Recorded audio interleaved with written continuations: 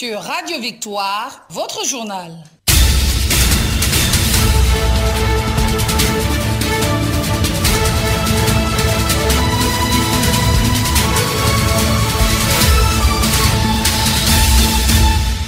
Fidèles auditeurs de la 100.5 FM, bienvenue dans cette édition d'information. Le 6e arrondissement de Libreville a connu un toilettage de son environnement le week-end dernier avec le concours de la plateforme associative Vision Lointaine. Et puis, le sport, la deuxième journée de la 16e édition de la Tropicale Amissa Bongo nous livre sa conclusion à la suite de l'étape Oyem Mindik dans le Wellington. C'est tout pour le titre. Le développement, c'est maintenant.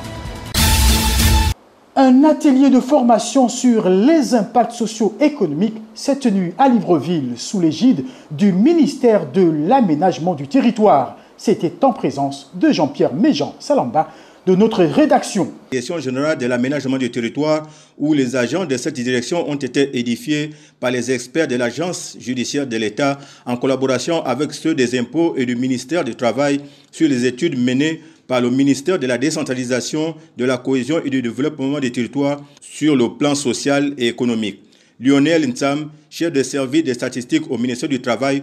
Ma contribution ici, c'était pour le contrôle dans les sociétés, pour évaluer normalement le nombre de salariés, le quota prévu par la loi. Objectif pour les agents de la DGAT, acquérir les aptitudes leur permettant de se déployer en toute sérénité sur le terrain. Jean-Paul Ntsambi, chef de service de la cartographie.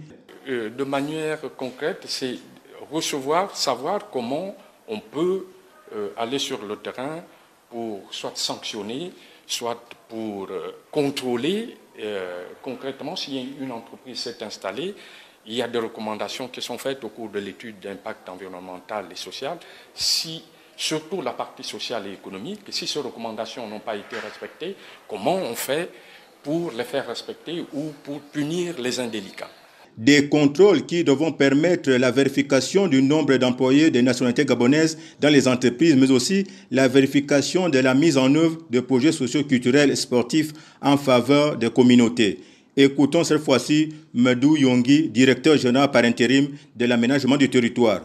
Nous souhaitons aller vérifier sur le terrain la conformité, la mise en œuvre des recommandations formulées lors des études d'impact par les opérateurs économiques. Toutes ces choses vont être regardées pour que, effectivement, nous puissions savoir qui s'est conformé à la loi et qui ne s'est pas conformé et pourquoi. De l'éducation dans ce journal, le nouveau bureau de la Convention nationale syndicale du secteur de l'éducation, la CONACYCED, a tenu une assemblée générale pour sa première sortie le week-end écoulé. Jean-Pierre Méjean Salamba nous en dit plus. Le nouveau bureau de la CONACYCED, la Convention nationale des syndicats du secteur d'éducation, a effectué sa première sortie le week-end écoulé. Au menu de cette première assemblée générale, la présentation du bureau national, l'adoption du cahier des charges et l'adoption du chronogramme d'action pour l'année en cours.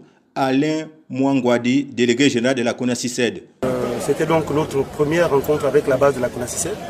Et au cours de cette rencontre, comme vous l'avez vu, nous avons présenté le nouveau bureau.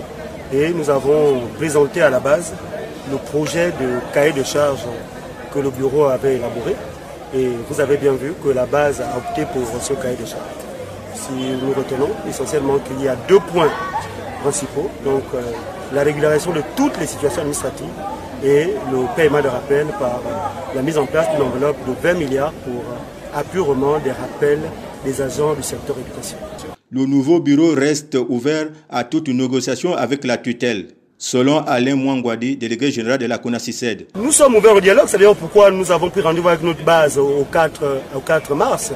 Donc il y a à peu près 1 mois et demi pour que le gouvernement réagisse et nous allons répondre à toutes les communications, à toutes les interpellations et à toutes les approches. Donc nous sommes disposés et c'est notre première préoccupation de ce qu'une négociation soit ouverte pour qu'on s'accorde sur un chronogramme d'exécution de nos préoccupations. Ils ont promis de se retrouver dans le cadre des activités de cette organisation syndicale. Comme annoncé en titre, le 6e arrondissement de la commune de Libreville a connu un toilettage de son environnement le week-end dernier. Ce sont les équipes de la plateforme associative dénommée Vision Lointaine qui s'y sont attelées. C'était en présence de notre reporter. Tordre le cou à cette pieuvre qui est l'insalubrité écumant notre environnement, voilà ce qui a fait cette énième sortie des jeunes du 6e arrondissement de la commune de Libreville, réunis autour de leur plateforme associative Vision Lointaine, le week-end dernier, avec une journée retroussant les manches. C'est avec machette, pelle, râteau, brouette, pour ne citer que ces outils-là, en main, que Vision Lointaine a tenu à participer à sa manière à la protection de l'environnement. Du désherbage au curage des caniveaux, les populations des PK ont vu leur circonscription connaître un embelli, comme nous l'indique Amis Combo en sa qualité de vice-président de Vision Lointaine. Ce qui motive effectivement notre sortie ce matin, comme vous l'avez bien constaté, c'est un tout petit peu l'état d'insalubrité de notre quartier dans un premier temps qui nous a permis de faire cette journée de retroussant les manches. Et dans un deuxième temps, dans le cadre des activités de notre association, notre plateforme associative, effectivement, Vision Lointaine, qui a bien voulu, dans le cadre de ces activités, faire un retroussant les manches. Et peut-être, effectivement, pour essayer, un tant soit peu, de faire fédérer aussi les enfants donc, de notre quartier et nos quartiers autour d'un idéal qui est la propriété. Alors que le ministre de l'Intérieur, Lambert Noël Mata, lançait il y a quelques semaines le concours de l'arrondissement le plus propre, voilà au moins une jeunesse qui tient à apporter sa modeste pierre à l'édifice, donnant ainsi un peu plus de chance au 6e arrondissement dans cette compétition, une circonscription qu'ils portent tous à cœur. Du sport pour la boucle de ce journal, toujours pas d'Africains à la tête d'un parcours après la deuxième journée de la 16e édition de la Tropicale Amissa Bongo qui a lieu dans notre pays du 23 au 29 janvier prochain. La 16e édition de la Tropicale Amissa Bongo, cette compétition de cyclisme a tenu ses promesses ce 23 janvier à Bitam dans le Septentrion. Sur le linéaire, Bitam Oyem, qui a vu la victoire de l'Italien Geoffrey Soupé avec un chrono de 3h29 après 122 km de parcours. Retenons que l'Italien est un habitué de cette course internationale de cyclisme qui a lieu dans notre pays, dont il avait déjà remporté le premier parcours Cameroun-Bitam en 2011. Après cette nouvelle victoire, Geoffrey Soupé a dû céder son maillot jaune à l'écurie française.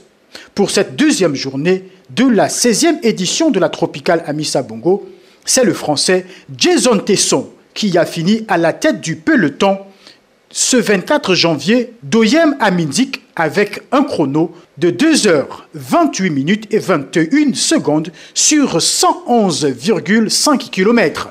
Une autre victoire européenne dans cette compétition qui revient mettre en cause le dynamisme des équipes de cyclisme africains dans cette édition pourtant se déroulant sur le continent où le climat leur serait favorable, en espérant une surprise africaine pour la 3e journée, ce mercredi 25 janvier, pour l'étape Les Bamba-Mouila, dans le sud du pays. Vous l'aurez si bien compris, c'est sur cette note de sport que prend fin ce journal. Place au rappel des titres. Nous le disions dans ce journal, toujours pas d'Africains à la tête d'un parcours après la deuxième journée de la 16e édition de la Tropicale Amissa Bongo. Et puis nous le disions aussi, le 6e arrondissement de la commune de Libreville a connu un toilettage de son environnement le week-end dernier.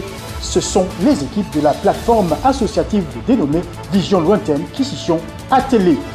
Cette édition d'information n'aurait pas été possible sans le concours de toute la rédaction de la RTV. À la présentation, André-Yves Mvono Abesselo. Merci de rester fidèle à nos programmes. L'information continue sur les 100.5 FM.